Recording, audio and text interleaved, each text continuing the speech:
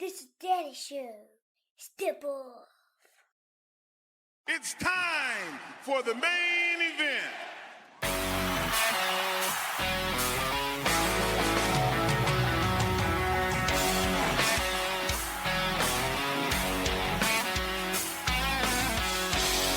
Hey, what is up? Welcome back to the program, folks. Thank you for tuning in. I'm yelling at you, I got to work on this volume. Welcome back, kids. It's Tom Clark's main event. It's your boy, holler at your boy. Tom Clark's main event is live and in living color, Jack. I'm cold. Dude, I am freezing to death. I'm this close. I'm glad that worked. I'm this close to setting myself on fire just so as I can warm up. You have no idea. It is so cold. It's like 9 degrees outside. Oh, it's summer, Tom. Summer's coming. Really? Really? No, it's not. You live in North Carolina? Summer ain't never coming, okay? Winter forever. They're going to find me out there frozen in the parking lot because I can't stand anymore. Or burned to death. Why? Because I had to get warm. You understand? Struggle's real. Do they still say the struggle's real? I think that's kind of faded out, hasn't it? Let's get the banner banning.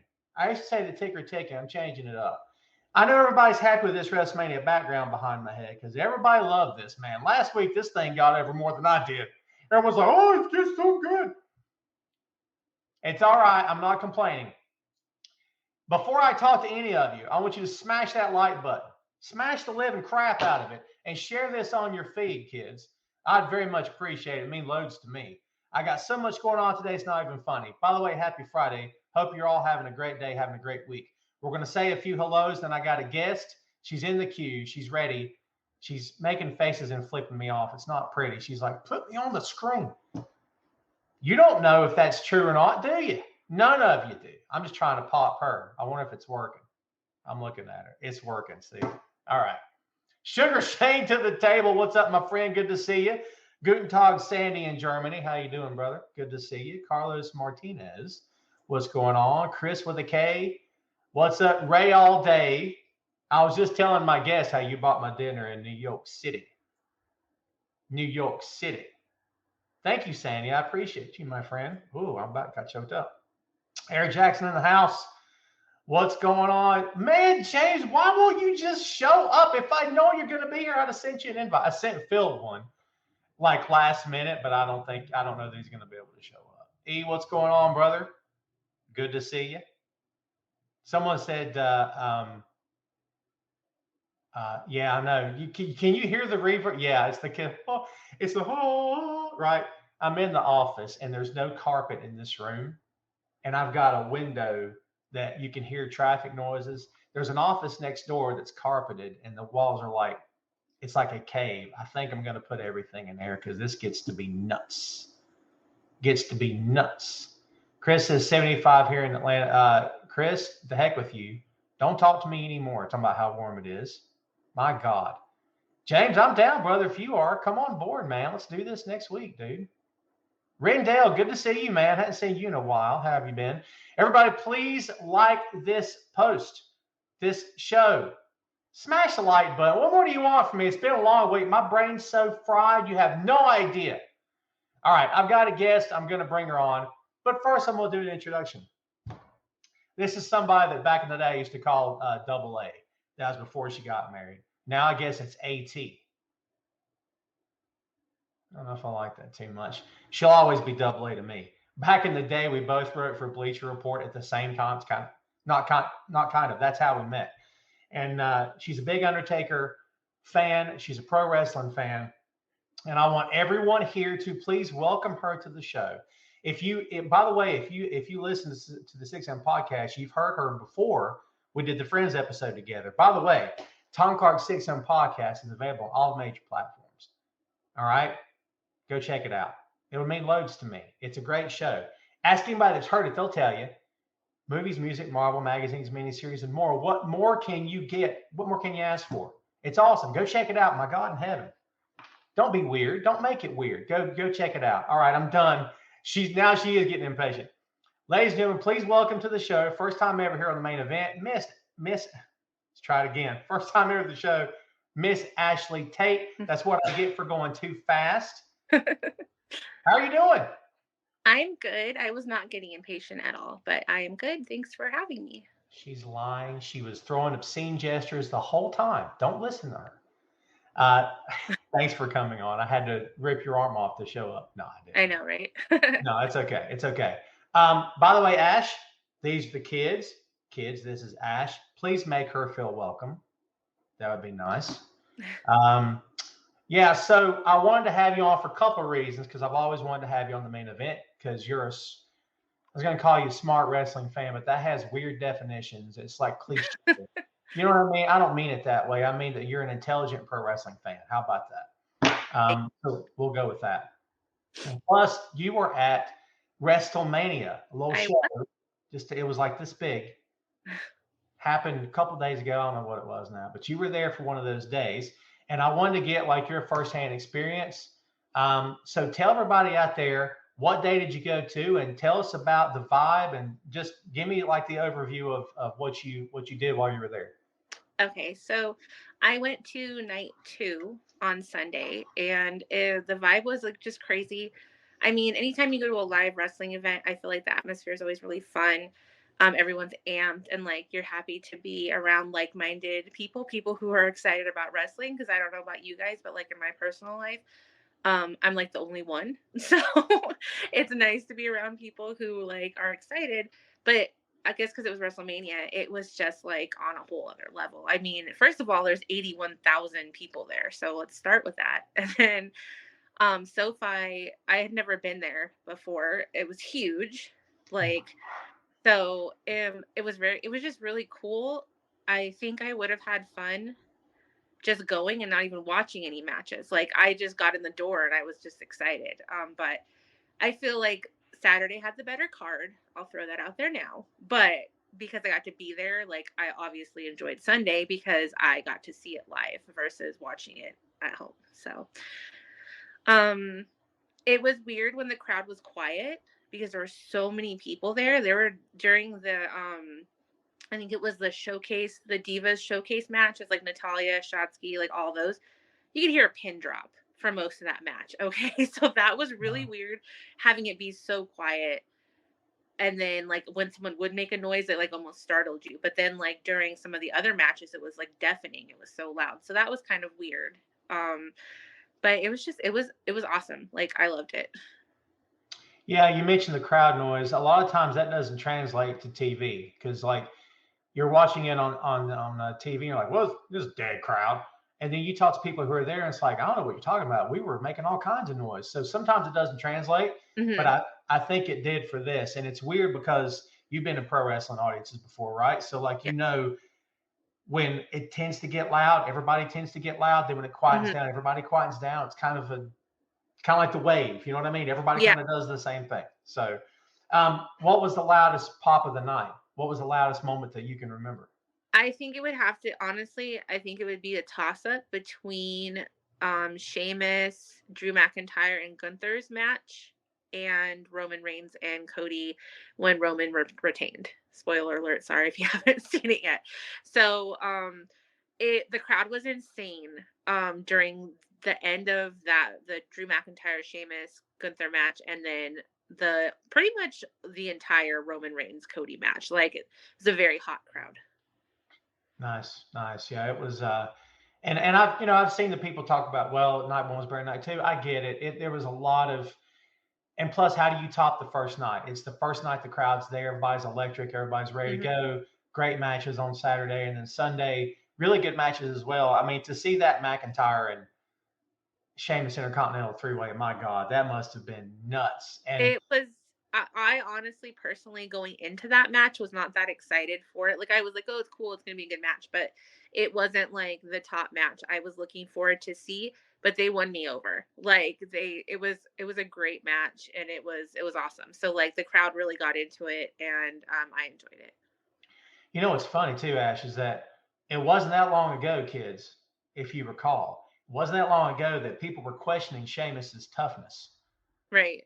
I remember writing the columns where I was questioning the people questioning it, where it's like, oh, he's not really a tough guy. It's character, blah, blah, blah.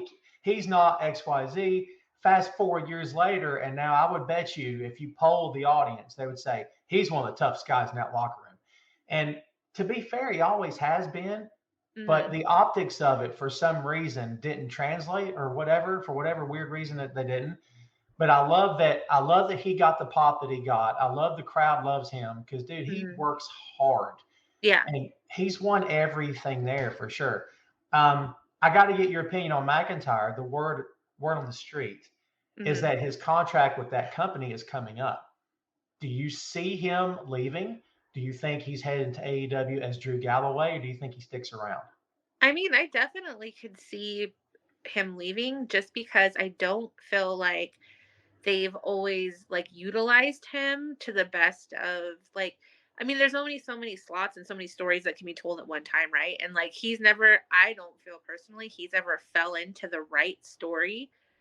And I feel like I would be frustrated with that if I were him. So if I had the option to like, I don't know, see what else is out there, I might take it. So I mean, I wouldn't be surprised because I don't feel like he's gotten the like, I don't think he's made it as far as he could have made it. And I don't know if that's him or WWE or whoever, whatever the reason he's been held back, but I feel like he has been.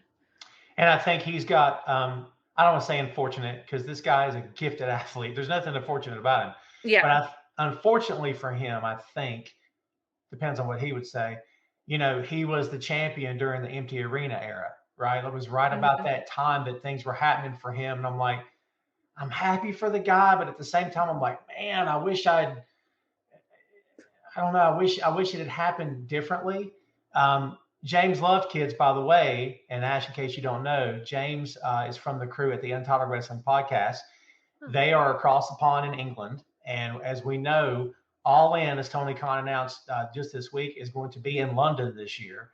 So James, yeah, I mean, Ash, this may be a case. I mean, what's the possibility, even if it's this small, that he and Drew have had a very small phone call, very quick text message, and then not that he would move the event to London just for that, of course, right. But the pop for Drew, and oh my God, it would be nuts. You know what I mean? Can you imagine? Well, I mean, and he got a really big pop at WrestleMania. I saw him at SmackDown a couple weeks ago when they were in Vegas. I mean, the crowd seems to love him. I've just always been kind of underwhelmed by the storylines that he's been put into. Not by him as a performer, like I think he's great, but by the storylines. And I think like whereas Sheamus was more like able to kind of has ridden it out, right? Like when he first came in, he was pretty big, and then he was like going up against Cena, and like he was billed to be like this like larger than life, you know, Sheamus, and then he kind of took a back seat for a while and didn't really do a whole lot. And I mean, I guess he was okay with that because he's stuck with WWE this whole time. So I guess the question would be like, you know, would Drew get tired of that kind of like up and down? That's a good question. James says story time with Drew killed his momentum. I mean, I could sense at the time when they were really, really behind him, the crowd was starting to get sour because, and you know this too, people love the baby face that much. But if you give them too much of him, it becomes, all right, I'm getting tired of this, I'm sick of this. And then they start to turn. And I think that's the case in any company. I think it's what happened with Cody and AEW. It happened with Sheamus in the past. In WWE, it happens. And yeah. I mean, you can count on one hand the number of guys it doesn't happen to. Steamboat, and even Steamboat at one point was getting booed against Flair. Let's don't forget. But Steamboat, Austin, maybe when he was Daniel Bryan in WWE, but like it's tough to go that route. Let me ask you this, and we're not going to keep you the full hour, I know, so I'm not going to keep you all day here, but I have to ask you this. Two things, two-parter. What was the moment of the night you went to WrestleMania of night 2 that you were, maybe you didn't expect much, but you were surprised at how good it was? And I think I already know the answer. And number 2, what were you expecting to be really, really good, but you personally were kind of let down by it? I mean, I've always like rallied for the divas, right? Because you know I'm a woman, so and I've enjoyed women's wrestling. So I kind of had higher hopes for Asuka and Bianca Belair's match. I just when I rewatched the pay-per-view on Peacock, like it came across like fine, but live, like the crowd just wasn't into it. It seemed kind of, they just both seemed kind of stiff. So I was kind of underwhelmed when I was kind of looking forward to it. And I agree with whoever just said Rhea and Charlotte match was amazing, because it was. And then I really enjoyed the Edge and Finn Balor's match. I thought they did a really good job when he got his head busted open. Like Edge, at least from what we could see there live, didn't really break character. He didn't look concerned. He looked more like menacing and like was still looking for things to toss into the ring to continue the match or whatever, which I thought was like the best case scenario they could do to try to balance the fact that they were stapling his head back together so he could finish the match. So, I mean, I knew I was excited for that match because like I love Edge and like that's my guy, but Hell in a Cell matches have never really been my thing or been my favorite, like especially live, because like there's this giant cage so you can't really see what's happening.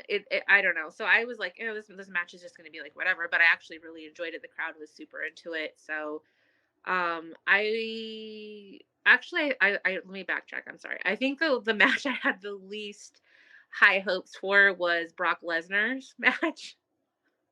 Because I mean, I don't like Brock Lesnar, so I was already just like, meh. And it was just like, I feel like we've seen this so many times before. WWE gets like this giant who's like freakishly big, and then they put him up against Rey Mysterio, and then like someone who's a little bit bigger, and like I just felt like, what was the point? I mean, I was happy that I wasn't getting Bobby Lashley and Brock Lesnar shoved down my throat for the 50 millionth time, but I was just like, but I actually, it wasn't bad. Like seeing someone slam Brock Lesnar around like that kind of gave me joy. So I enjoyed it more than I thought that I would. But I still think Saturday was better. Rhea's match I thought was amazing. Dominic and Rey's match, I really enjoyed. I feel like Dominic Mysterio, like I'm probably getting some hate for this, but I feel like he's really like coming into his persona, his heel persona. Like when he first was put with the Judgment Day, I felt like it seemed so forced. He was so awkward. It was just like, okay, like I get it, but like I really feel like they all four have really good chemistry together now, and I feel like it's elevated him, like it's helped him out a lot seeing him with them versus seeing him with his dad when like he first was like they were like together as like tag team. So I actually really enjoyed their match on Saturday as well. And then obviously seeing Kevin Owens and Sami Zayn win was, I mean, I wasn't there, but it was just exciting, right? Like just seeing somebody, even though I love the Usos, like I do, but I was ready to see like them have their belts taken. So You talked a lot about Dom. I love that you gave Dom some props. Kid catches a lot of flack. yeah, Can we acknowledge just how much this company wanted Ray to not sign with AEW? That they essentially, don't quote me, kids, I'm just guessing, that they essentially told him, "You stay here, we'll make your kid a star, pal." Because I mean, it's mind blowing to me. Not that Dom didn't deserve a break, but oh my God, the break this kid got. Like, I mean, that had to have been the reason he stayed, because Ray could have wrote his own check at any company in the world, and whatever money he asked for, he would have got it. right. But like, there must have been, it wasn't just money. I'm telling you, I firmly believe that part of the deal was, look, you stay here and we'll do right by your kid. I mean, man, it's crazy. Well, and I do think like, I think he has really come into his own, like, and like he has his own like kind of like swagger now when he comes out to the ring. He's more comfortable on the mic and stuff like that. And so I feel like I preferred him better. Yes, Snoop Dogg was awesome. Oh my gosh. Okay, sorry, I'm just getting jumping off of Don back to Snoop Dogg. Fine. So when I probably fangirled way harder than I should have when Shane McMahon came out, right? Because like, Really? Attitude Era, like I just, I have fond memories of watching Shane, wrestle and stuff. So he comes out, he does that, and I remember thinking, and I feel bad, like, because like I'm not like super young myself, but like he comes out and he's going for it, and I'm like, wow. I was like, I didn't know he was still like able to move like that, and then he does that jumping and gets hurt, and I was like, oh, okay. And but I just like I feel like Snoop deserves all the like props for like being so quick and doing like that little people's elbow, and like they threw that together so quick, like it seemed effort like seamless, like people weren't even sure if he was really hurt or not. So Yeah, they apparently called an audible at ringside, and I guess told him, I don't know if they just said people's elbow, just get in there. I don't know, but like that was so good. Snoop does not get enough credit. This guy is multifaceted. I mean, you can put him in any form of entertainment, and he would excel. Like it's well, crazy. so Crazy. the other crazy thing, and I don't remember if I told you this or not. So I went by myself, right, to WrestleMania, but a friend of mine who I went to beauty school with back in the day happened to be there. So we were trying to find a time to like meet up to say hi during the thing. And I kept telling her, like, I'm like, she kind of got dragged there, with her boyfriend, but I was like, I'm here to watch the matches. So trying to get me to come see you in the middle of Edge's match is not going to happen. So between the Edge match and then the main event, like I rushed out to try to see her, and I was like, okay, I'm not going to be able to make it back to my seat. Um, but that's fine. So I just kind of was standing like where I could still see what was happening. And there was a lot of commotion to my left, and I look over and it's Logan Paul. He's sitting in like this kind of like VIP section with Seth Rollins and Becky Lynch. Like they're all three sitting together watching WrestleMania. So there's the whole thing, like Roman and Cody are like going at it, and the crowd is like, about that. But then there's probably a good like couple hundred fans who are right here next to where Seth Rollins is, going nuts about the fact that he's right there and that Logan Paul's there, and they're singing Seth's song. So like you've got like the chants for Cody, the chants for Roman, and then you've got like 300 people singing Seth Rollins' theme song over to the left. So it was kind of nuts. So that was kind of cool, but like also it was like you just like had this match yesterday and now you're sitting together at WrestleMania. Like what? But I mean, the fans didn't seem to. Seth Rollins fans did not seem to care. They were just excited that I guess they got to be that close to Seth Rollins. So Well, I mean, kayfabe's dead, kids. Kayfabe's way dead. And Seth has been, I'll use the word, I don't care. I'll use the word guilty. I don't care. Seth's been guilty of this in the past. I remember this is years ago. It's going back a ways, but I remember Twitter posts when Jericho was still there. And it was him and I think Jericho and Sami Zayn. And they all three took this picture together, like the night after or the same night. And I'm like, why would you post this? Just send it to your bros. But why in the world would you put this on Twitter? It's I don't get it. I don't get it. You mentioned Cody, so yeah. $1 million question time. All right, because I got to know everybody and their brother lost their minds when Cody didn't win the championship. I'm not going to say a word about it because I want to hear what you think. What is your take on this? Being a level-headed, intelligent pro wrestling fan that you are.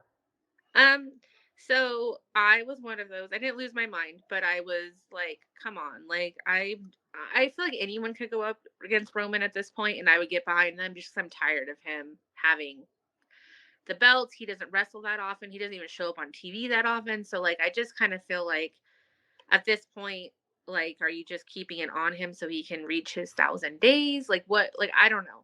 So I was disappointed. I'm sure there's more coming like in the story to like where maybe I'll be like, all right, I see it now. But in the moment I was just like, ugh. And then on Raw, when Cody got laid out by Lesnar, I'm just like, anytime I have to see Brock Lesnar, I get annoyed. And I'm just like, I didn't get the point. I'm hoping next week it'll make more sense of what was that? Like, why did he go so hard on Cody? Like, I don't know. But I'm just like, I was really surprised. Like, I feel like Cody just kind of came out of nowhere back. Like, and like when I went to SmackDown, like the pop for him was insane.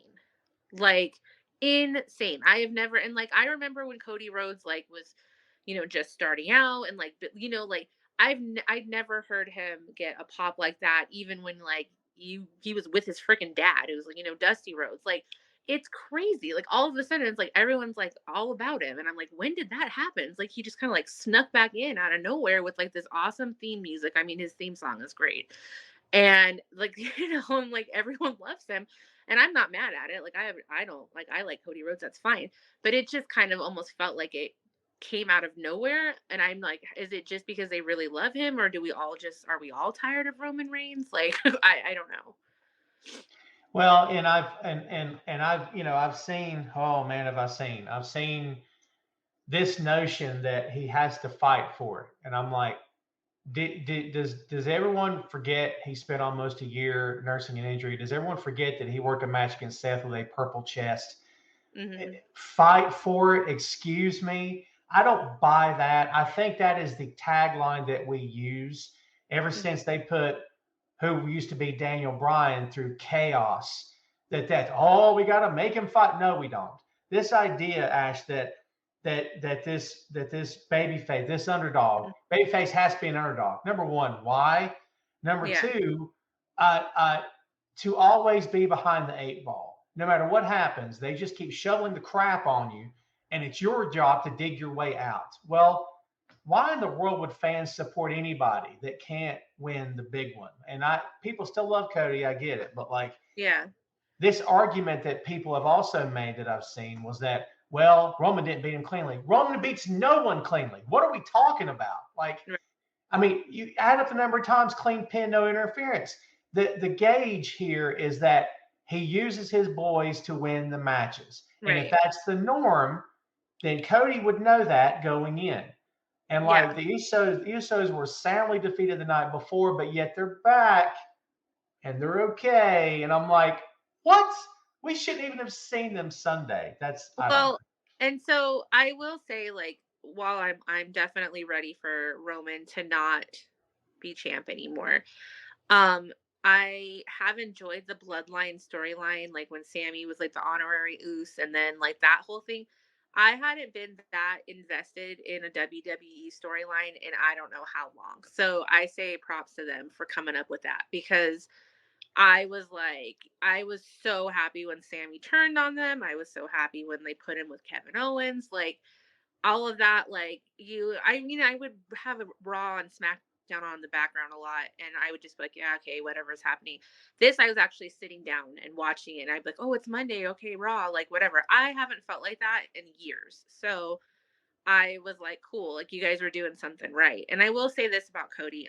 When I went to SmackDown, he stayed out like 45 minutes after the show ended, signing autographs and like talking to fans and stuff. And I thought that was really cool. Like, he just seems like a really genuinely nice guy. And like, he took the time to like, put on, they did a dark match after it went off the air between him and the Street Profits versus the Usos and, Solo, I think. I don't know. I'd have to go back and look at my phone. I don't remember. But him and the Street Profits were together, and they both the Street Profits and him hung around afterwards and stuff, which I thought was really cool. Right. I mean, and that's what I've always heard about him, is that in person he's a good guy and he's a nice guy, and he's never really not been one of those guys to yell because someone was asking for an autograph, which that's another story. But sure. Yeah, I mean, and this is not along the same level, right? But like similar anyway, because when New Japan brought their show here to North Carolina, it's been a couple, 2-3 years ago. Juice Robinson was in the main event. And it's back when he still had the dreadlocks, and he worked the main event, and he stayed for 45 to an hour and went around the ring and shook every single hand that came out to him, and stopped for 100 selfies and was in no hurry. And I'm sure the guy had a plane to catch, but I'm like, that's how you make friends. That's how you make fans in this business. I love that. I love those stories for sure. So I don't want to keep you all day. I probably kept you more time than you wanted to spend. I don't know. So if you got to split, I totally get it. Yeah, I have like 10 more minutes, but I feel like I've talked about everything. I don't know if I have anything more interesting to say. Oh, let me just tell you, man. They told me I had 10 minutes with Orton. I got 30. They told me I had about 10 to 15 with Kevin Smith. I got 25. No. I milk it for all I can. So trust me. So I'm glad you're sticking around. Yeah, so I want to get to some of these comments right now. I hear your daughter in the background. By the way, kids, her daughter's precious. I'm telling you. Jeff says, I think like how Roman wins with the help, I think that help will turn on him, costing the title one day. And so one of the comments, Ash, was about Cody doesn't win, and we need to see the destruction of the bloodline and the net. What destroys the bloodline except Roman loses that belt? I mean, this idea that they have to turn on each other, Tom. No, they don't. He needs to lose that belt for them to then, because then he could point it back to them and say, where were you when I needed you? And then the infighting begins. Then it falls apart. But it's a chicken and egg thing, right? I mean, how do you handle that? Do you have them fall apart first, then he loses? Or if they fall apart because he loses?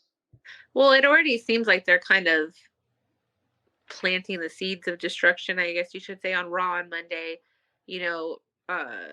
Roman sent the Usos home, said, I don't need you here. Like, Paul Heyman came out and was like, he's not here, but really he just didn't want to talk to them. So, I mean, it seems like there's something kind of shady going on with the Usos and Paul Heyman and like that whole thing. So I don't know if that's the beginning of like the little seed of doubt being planted for them, or like what they're going to do with that.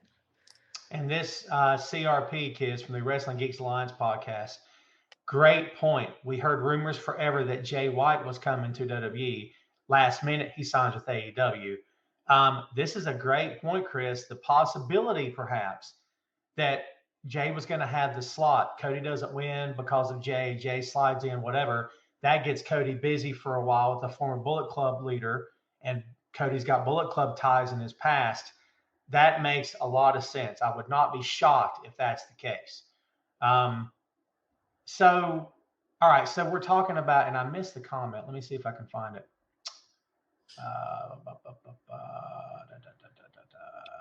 Here we go. Key says, have mixed feelings on the Cody issue. It would have made sense to have him win, but there needs to be there's some sort of resolution. That's what I was coming back to. So I introduced you as the Undertaker fan. Yes. Because I know you are. We've known each other for years, and I know you love Taker. You went to his live show. Tell the kids out there when this was and how it went. So when SmackDown was in Vegas on I believe it was the 24th of March, I went to SmackDown, and then I jetted over to the Cosmopolitan, which was where Taker's show was, and I went to that by myself. So I was like really nervous because I was like, I don't know what I'm getting into, but it was a really small theater. And I was 8 rows away from the Undertaker. So I was losing it inside. I was trying to like keep my cool and not look too much but it was really weird seeing him like a person. Like, obviously I know he's a person. When I was about 10, my dad had to sit me down and explain like he's not really a person who like buries people alive and like stuff like he's an actual person.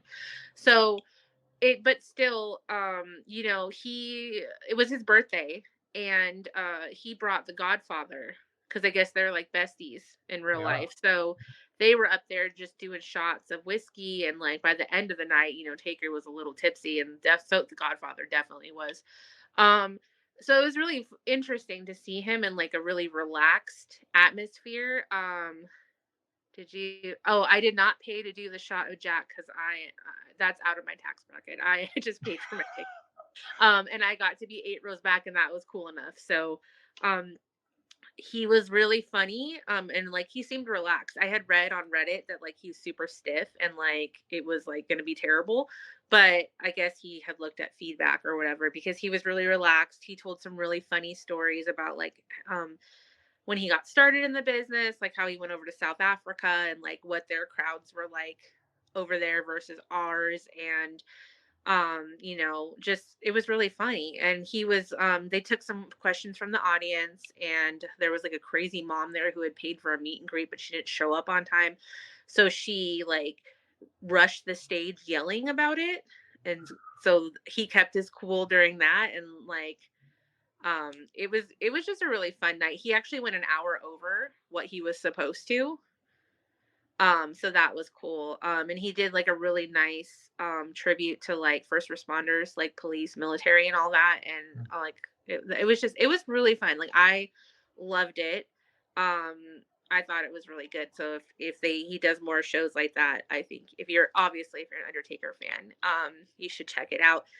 I think it was really like he's always reminded me of my dad. Um, especially seeing him in just like Dickies, like work pants, a t-shirt, work boots, and a backwards hat. Like that's basically what my dad's worn my whole life. And so that I got a little emotional because my dad's like sick with cancer and stuff like that. And so I wish he could have been there with me, but it would be too risky for him to have gone to like an event like that. So it was just really a great experience. I got into wrestling. I saw that Shane's comment. My dad. So my dad watched it, I guess. I don't know when my dad started.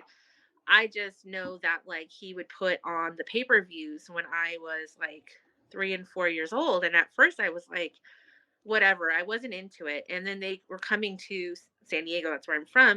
And my dad's like, I'm going to take you and your sister. And I was just like, oh, I don't want to go. I mean, I was like 4, my attention span wasn't there. But I don't know, something at that live event, I remember seeing just the crowd and like the rest. I don't know, I got into it. And then like my dad was like, okay, like see you like it. And then we started, I was a girl, he's a guy, so we didn't have a lot in common as far as interests went. So it was like our thing. Like as I got older, especially like during like Attitude era and all that, and like when Raw just like took off, it was it was like our thing, our common ground. We didn't have a lot to talk about. My dad doesn't talk a lot anyways, but we would always talk about what happened on Raw and what was going on with wrestling. And even when I became an adult and I moved out on my own, we would still get together and watch the pay-per-views together. And like, I'm awkward, my dad's awkward, and it's like I said, he doesn't talk a lot. So we'd just be sitting there in silence sometimes. And then it'd be like, well, did you see what, John Cena did? Or did you see, so it kind of just always gave us that common ground. And like my first crush was on HBK, like back, when he was with the Rockers. And like that was, it was just like this constant that was always in my life. And I loved The Undertaker. That's how I found out wrestling wasn't real, when he got buried alive. And I was like beside myself, and my dad had to like tell me like he's not dead. And I was like, yes, he is. And he's like, no, he's not. And he's like, it's pretend. And I'm like, what are you talking about? And he's like, just like you believe in, Santa and magic and Disney and all of that, it's just like that. He's like, I promise you he's fine. And like I was like, okay, like I wasn't 100% convinced until I saw him, wrestle again. And I'm like, oh, but yeah, I just was kind of mesmerized by it. And like when my friends outgrew it, I just never did. So I like the way you put that earlier, because and I've said before that like no matter what was going on with me in my life, like jobs came and went, girls came and went, things change. You move to a different house. The one constant was always pro wrestling, always. Yeah. So like yeah. a lot of fans have the same story. I'm going to hit you with one more and I'm going to let you go. All right. And this will only take you a second. That's all. Okay. In your opinion, how does this era of wrestling that we're in, because we hear some people claim this may be the best era because of the competition, because of so many companies that you can watch every week, live TV, whatever, streaming services. In your opinion, is this one of the best eras of all time, or do you have a favorite era? Is Attitude Era it for you? I mean, what's your thoughts on it? I think the Attitude Era, like if they could bottle it and replicate it, I feel like any promotion would do it, right? Because it was just, when you go back and you watch, like, because I like to watch old episodes of Raw on Peacock, and just the crowd was so like hyped, like they looked like just like an angry mob, like it just was just like insane. And I don't know that they've been able to really replicate that since. I will say, as far as like having so many options for what you can watch, we are in a good place for that, right? Because like for a while it was like it was WWE or nothing. I mean, like WCW was gone, and it was like you had WWE. TNA wanted to be a contender, but personally I felt like they never were. I do think it has potential. I'm always going to be a WWE girl. I don't like change. I'm a creature of habit.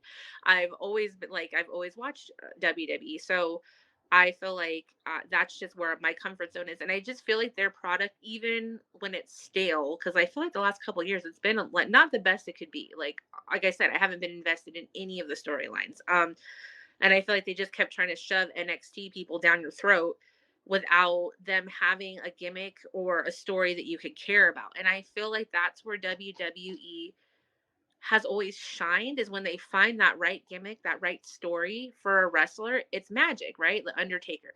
Like, even now, however many years later, like they play his music, people get chills. Like he's still the Undertaker. Like that was a great story that they told with him and that they let him tell. Then you have other times where it's like total misses. But I guess my point, what I'm trying to make is that I feel like WWE has struck lightning the most when it comes to finding the right story with the right performer at the right time, to make you care, to make you forget that what you're watching is like predetermined. Like you feel what they want you to feel and you get invested. I don't know that many other promotions have had that success so many times with with different characters, and I feel like that's what's always going to keep WWE as a contender in like being relevant, because I will like other promotions have more exciting things happen, more exciting matches, and sometimes even more exciting people that you would want to see, but they don't always have that little bit of magic that I think what drew me in as a kid and has kept me a fan. So I think that's why I'm a little biased. But I, like you said, I think it is turning into a really good time for wrestling fans, because you have options. You can, if you have preferences, that's fine. Some people they are not loyal to any specific promotion and just enjoy having that much wrestling on during the week that you can watch. So I guess that's that. I think I fall into that category, honestly. I think that describes me. And plus, we know the company just sold this week, so we'll see how that impacts it moving forward. Yeah. I love that Triple H came out on live TV and said nothing's going to change. And I'm like, companies don't get acquired by other companies and not everyone keeps their job. It does not happen. No. It has never happened. It will not happen here. And No. it could be people sitting behind desks or working cameras, but not everyone's keeping their job. And that sucks. But, Triple H has come on TV before and said a lot of wackadoodle things to either poke at the fans or to poke at another company when there's no need to, and like, whatever. So anyway, all right. So I got to thank you again for hanging out today. Oh, thanks for having me. I got to get you to come back very soon. You and I've got to do another 6M together, because I promised you one, and I'm going to deliver, because I'm not a Harry Potter guy, but I told you I would do it for you. So okay. Let the people out there know if you have a social that you want to push, anywhere you'd like them to follow you. Let them know right now. I mean, if you like memes and sarcasm and awkwardness, you could. I mean, my Instagram is at this girl goes keto. There's like space. What are those called? Not hyphens, but the one that's like the lower dash. Underscore. Underscore. Thank you. I was like, why can't I think of it? It's this underscore girl underscore goes underscore keto. It started off as like my like health page, and then it just turned into just where I just share funny memes and like what's going on in my life. But other than that, I mean, I don't write about wrestling anymore. I don't really do a whole lot. I'm not pimping myself on social media this much these days. So what are you trying to say, Ash? Come on, let's spit it out. You're the wrestling pimp master. No, I'm just kidding. Yeah, I just, I feel like nobody really cares what I have to say about that kind of stuff, because I mean, I feel like I'm a typical fan, right? I feel like what I think and what I don't feel like I bring any like revolutionary ideas to the table. How about that? Well, I think the audience here would disagree with that, and I know they want to see you come back soon. So, thanks again. I'll be in touch. I appreciate your time, and listen, have a great Easter weekend. You too. Thanks for having me. I'll see you later. See ya. That was Ashley Tate, ladies and gentlemen, the artist formerly known as Double A. I could tell you some Bleacher Report stories of me and her back in the day. Trust me, because when we were there was some wackadoodle writers there who shall remain nameless, who maybe weren't that good. But I think she was there when I got there. I believe we may have started on that side at the same time. We told no bleacher stories. We'll have to do that at some point. All right, kids. We've got 13 minutes to go for this show. We've not covered every single match, so in case you were curious, let's run it down really quickly here. Austin Theory did defeat John Cena. I think we called that. Your boy did anyway. Still United States champion. Street Profits. Street Profits and defeated Braun Strowman, Ricochet, Alpha Academy, and the Viking Raiders in the men's WrestleMania Showcase Fatal 4-Way Tag Team match. Seth freaking Rollins did defeat Logan Paul as he should have. Trish Stratus, Lita, and Becky Lynch defeated Damage Control in a 6-woman tag team match. Rey Mysterio did defeat his son Dominic by pinfall. Rhea Ripley did defeat Charlotte Flair for the WWE SmackDown Women's Championship. Pat McAfee defeated the Miz, by pinfall in a quick match. And of course, Kevin Owens and Sami Zayn are your new undisputed WWE Tag Team Champions, having defeated the Usos. Night 2, Brock Lesnar defeated Omos. It was a serviceable match. Brock made this guy look like $1 million. $1 million. That's all I'll say about that.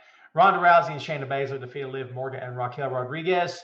Natalya and Shotzi and Chelsea Green and Sonya Deville. Women's WrestleMania Showcase 4-way tag team match. Gunther, I hate saying that name, but I guess I'll say it, defeated Sheamus and Drew McIntyre to retain the WWE Intercontinental Championship. Bianca Belair retained the WWE Raw Women's Championship against Asuka. And I didn't see that coming, kids. I thought Asuka was taking that match 100%. Snoop Dogg defeated The Miz by pinfall. Great little deal. It was fun. I loved it. Edge defeated the Demon, Finn Balor. I think Finn's okay at this point. Thank goodness. Heinous wound to the head. And, of course, as we all know, Roman Reigns defeated Cody by God Rhodes to retain the WWE Universal Heavyweight Championship of the world, whatever they're calling it. So there you go. CRP, this is why I don't gauge predictions. I don't rank myself because I know in the past I've not been great at predictions. And this is supposed to be from a guy who's written about the business for how many years now?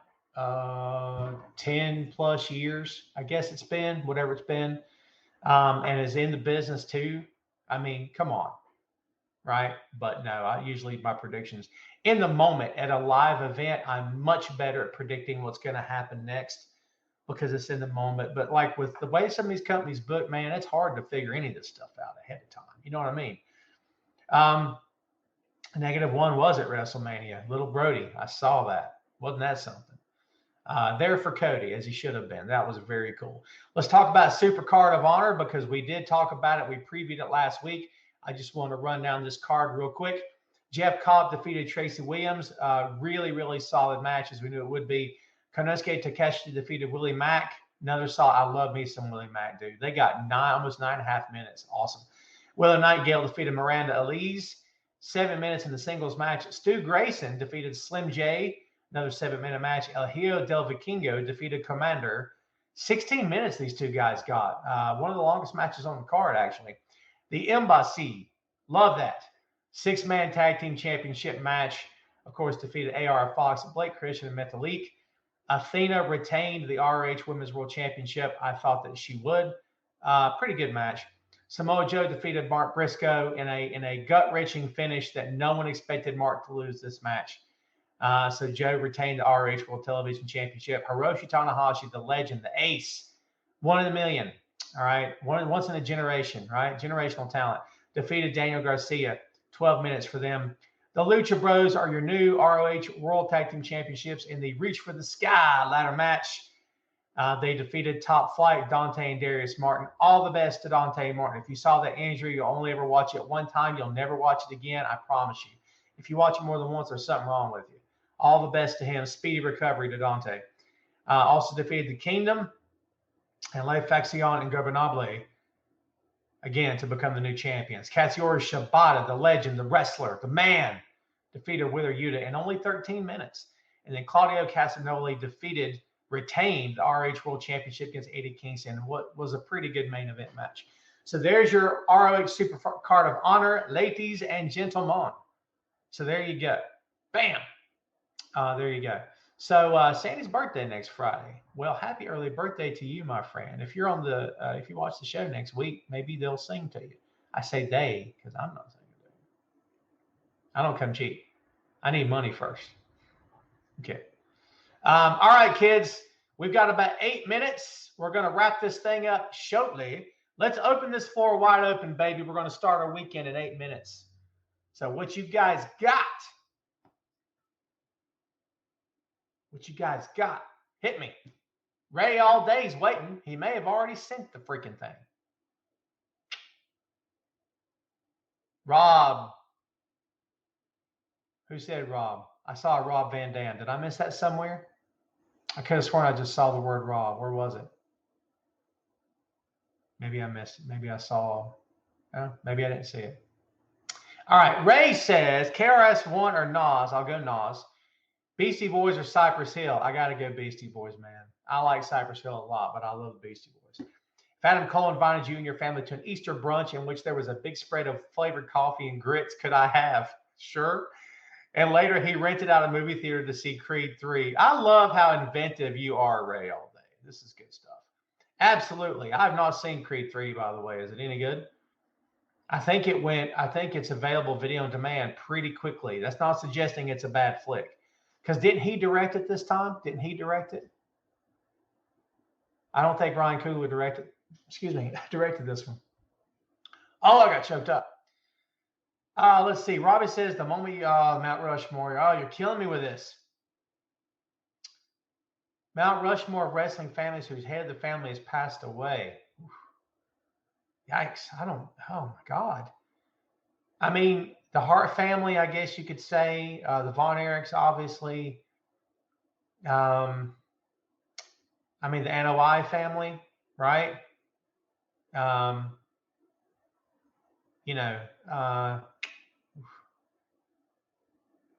Dude, that's maybe, I don't know, maybe the Funks? I don't know. That's a tough one. Chad D-Bad said, did you see where Mark Briscoe told, yeah, that's the rumor, is that he told Tony Khan no more tag team matches. And that's cool. James says, dude, my dream trip is England. No kidding, because I'm a big Beatles fan, dude. You may have to put me up in a room so I have to pay for a hotel. I'd love to come to England. That would be great. Are you kidding me? So cool. How much fun would that be, man? CRP says the RH finish also plays in my Jay White didn't sign late until the weekend because I thought his spot for AW could have been causing Kingston. Nice. You know what? And what's cool is that things like that may not be found out till later. You could very well be right. You know what I mean? There's been stories, and I don't have one off the top of my head, but you guys know. There's stories like that in the past where it's like, so-and-so was supposed to have been whatever, but they couldn't get him or whatnot. And there's stories, but I can't think. It's Friday. It's going on 5 o'clock, and I'm tired. Tim, my God, the lowrider. Yes, the lowrider was cool. I didn't mean to ignore you. My apology. Yes, it was very cool. Yes, it was very cool. Jesse, all I can say is if Vince is hands-on, Godspeed WWE. Yeah, listen. If anybody thought Vince McMahon was gone for good, then I want you to go back to this show, this very show that you're watching now, when Vince supposedly stepped down, and look and see what I said. I said I would be shocked if he was gone for good. Okay? Go back and watch it. You'll find out what I said. I'm just saying, seems like he's back. It's his company. It's going to be his company till he's dead. And that's not trying to sound morbid. That's just how it is. Mario, what's going on, my man? Good to see you. Haven't seen you in a long time. Hope you're doing well. Sandy, did you just throw it out there because you thought I saw someone say Rob Van Dam? What do you think Triple H is going to announce? I don't know. WrestleMania is going to be in London? I don't know. I'm just kidding. I don't know, man. I don't know. We'll see. We'll see. We'll see. Let's see. What else? CRP says the match to attract 80,000 to Wembley for AEW. It's a tall task. 100%. Tony Khan's going to line up that card. That card's going to be massive. I'll be honest with you. I think Okada will be on that card. If it's not a full crossover with New Japan, I bet it'll be close.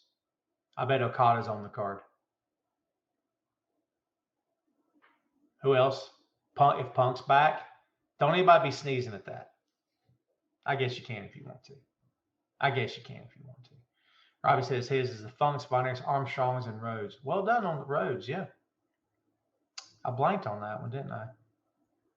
Tim says Chocolate Thunder or Moses Malone. Tough 76ers of all. The toughest of all time is Allen Iverson. Talking about the team or the player? The player is Allen Iverson all day. All day. And I love Moses Malone and Daryl Dawkins. I do. But like, Chocolate Thunder's Daryl Dawkins, right? I think. Why am I thinking Daryl Dawkins had a different nickname? Am I wrong? Yeah. Yeah, Allen Iverson, toughest Sixer of all time. I'm sorry. It's the truth. And he's one of the toughest players of all time, too. If I send you a picture of something, sure. Why not? You mean on the show now? Because you got 2 minutes, brother. Or are you talking about just later and just share them to you? Because I can do that. Let me know. Let me know. Chad Too Bad says you're awesome. The top 4 tag teams at this very time, all promotions count. You got to say the Usos. You got to say the Young Bucks. Got to say FTR.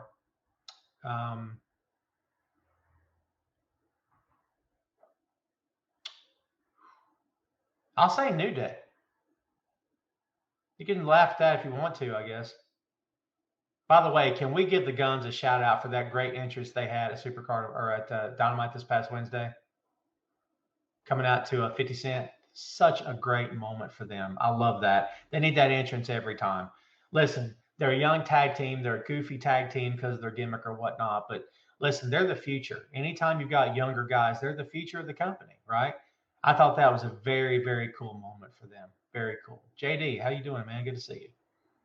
My kid is fine, Ray. He's at home right now. I'm heading out of town shortly. Going to have dinner with my cousin who I haven't seen and hung out with in forever. So that'll be cool. So Ron, give me a sec while I open this message. And you better not send me anything terrible.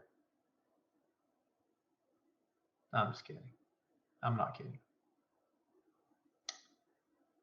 What do I think about it? WWE versus WWE SummerSlam. Interesting. Detroit, Michigan, Ford Field. WWE versus WWE. I don't know. Unless they're talking about Raw versus SmackDown. Why would they do that crap again? It never works because they mix all the time, right? Vic says rumors are about Switchblade signed with AEW's forcing WWE. No one's forced to sign anybody, Vic. Don't believe everything you hear, to be honest with you. I wouldn't believe it. Having said that, I love Nick Aldis. You guys know that. That dude wished me a happy 200. Truth. I love me some Nick Aldis. You kidding me? Kidding me? Right, Jay? Are you right? Yeah, right? Awesome entrance.